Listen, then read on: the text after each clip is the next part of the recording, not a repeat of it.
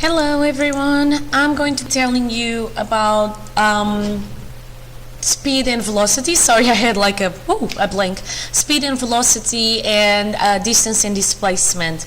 So I will be telling you about scalars and vectors as well. This is good for both GCSE and A level, although I will talk about certain things that are a little bit, or that come a little bit more at A level, okay?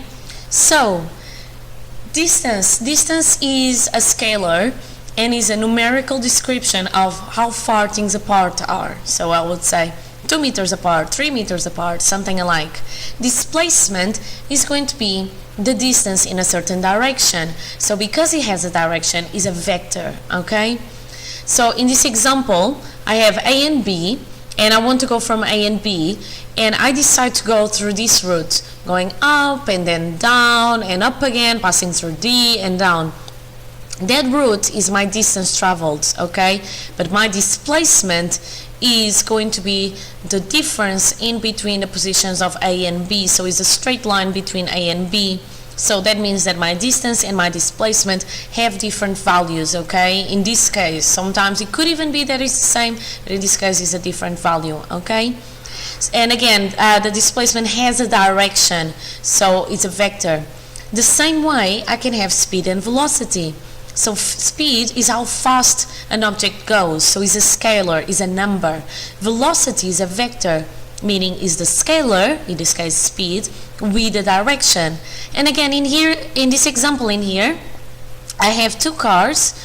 Both have the same speed, 25 meters per second, but each of them has a different velocity.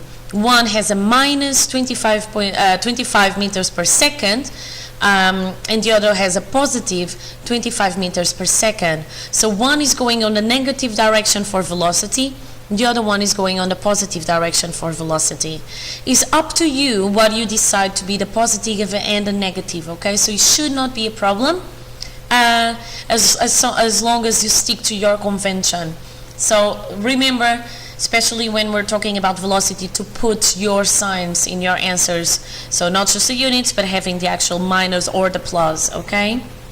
Now, I can have constant speed, changing speeds, and I will tell you a little bit more as well about how they can be different in terms of if I have average or instantaneous speed, okay?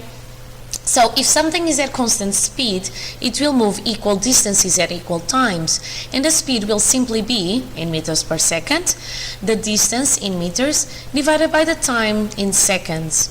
And then you will see the formula as V for speed really equals S for the distance traveled divided by T, the time taken, okay? Sometimes you see a D instead of an S, is fine as long as you know what you're talking about. If I have circular motion, then my distance traveled is going to be the perimeter of my circle. So my speed is going to be 2 pi r over t, where r is the radius of the circle in meters, and t is the time taken to move around once, and that's going to be the time period in seconds. If I have change in speed, then I need to do the change, so delta s of the distance, over the change delta t of the time, okay? And another thing about speed is that there is a difference between average speed and instantaneous speed.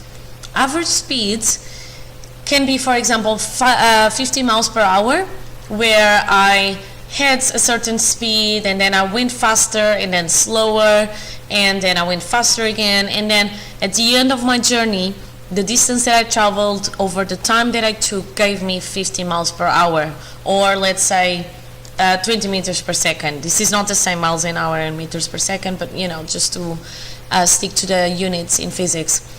But however, my instantaneous speed is the speed at a certain time.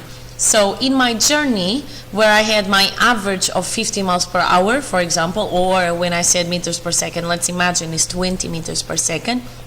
Sometimes maybe I was going 1 meter per second fast, and then another time I was 3 meters per second fast, okay? So average speed and instantaneous speed is not the same thing, okay? It could even be that there was a point that I was going at 20 meters per second fast, but If I didn't do in the whole journey, then my average speed and the instantaneous speed is not the same, okay? Now, I can also use these things and show you in a distance-time graph, okay? Now, if I have a constant speed, my distance-time graph is going to be very, very simple. It's going to be a straight line, okay? Because my speed doesn't change, so the gradient of the line, the steepness of the line does not change, okay? So it has a constant gradient. If I have a change in speed though, my gradient changes. I'll have a curve, okay? So a curved line means that my gradient is changing, and if I want to find the gradient, I need to draw the tangent of a line.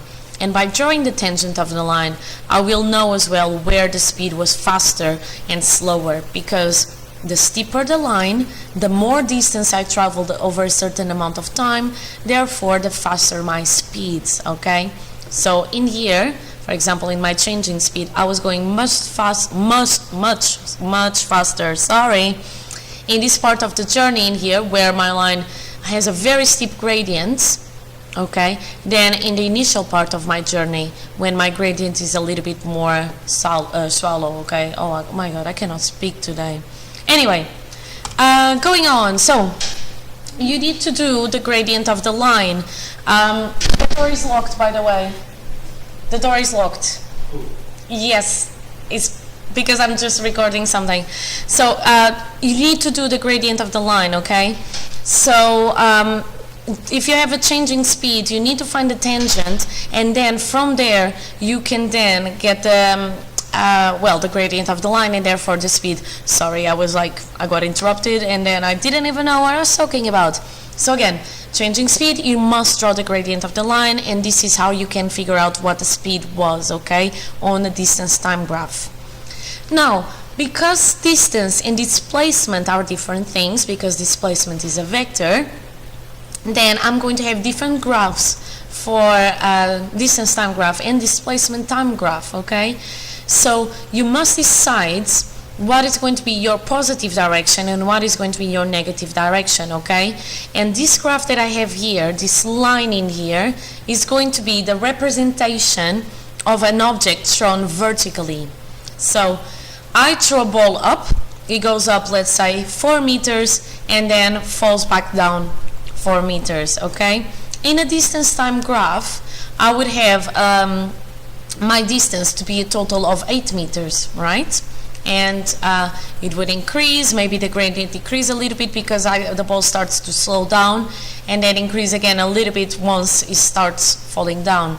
Now, in a displacement-time graph, I'm going to have 0 displacement overall, because my ball is going to fall on the ground where I first threw the ball, okay? So I have my ball going up, okay, reaches the peak height, and then it goes back down, and the 0 means that it's back to the position where it was in the beginning, okay? So I have the takeoff, the maximum height, and the landing, okay? So first part, when I'm going up, I have a positive velocity, my line is going up, and then I have a negative velocity because my line is going down. So now I'm going to have the velocity of my ball to go in the opposite direction to where it was before. But the displacement is positive at all times because I didn't pass through the ground. I still went up from the ground, and from the upper part of the ground I fell back to the ground. I did not make a hole and get my ball to fall through the hole, okay? So my displacement is positive at all times. Okay, that's all. Yes, it's all. So it's all for now. And next lesson, I don't know if it's acceleration or something like, or astrophysics. It does depend. So I'll see you in another video. Take care and have a nice weekend. Bye.